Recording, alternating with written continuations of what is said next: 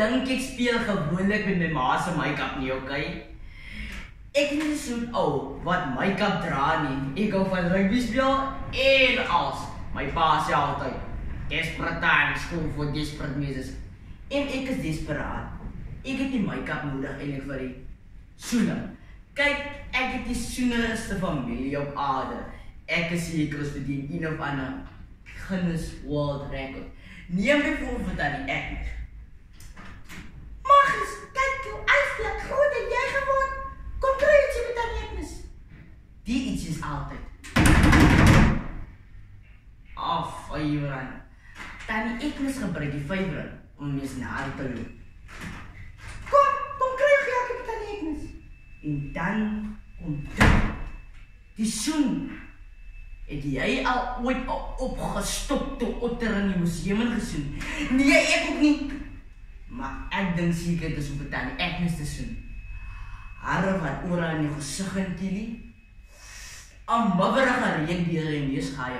Nou, dan is daar Jaapie. Dis nou my pa se neef. As hy kom kuier, sien hy vrou en man. Kom hier vandag, sê hy vir my ma. Moa. Kom hier groot man, sê hy vir my. Moa. Kom hier ou, pula, sê hy vir die hond. Moa. Kom hier neef, sê hy vir my pa.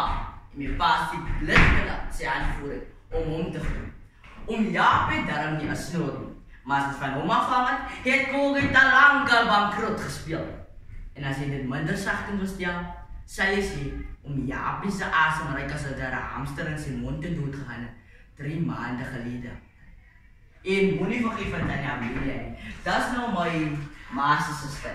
Sy hou daarvan om lipstifie te dra, bloedrooi lipstifie. Sy hou daarvan om dinge 3 keer agter mekaar te sê soos, en hoe gaan dit? En met elke woord kry jy 'n soening, 'n bloedrooi natkleurige soening.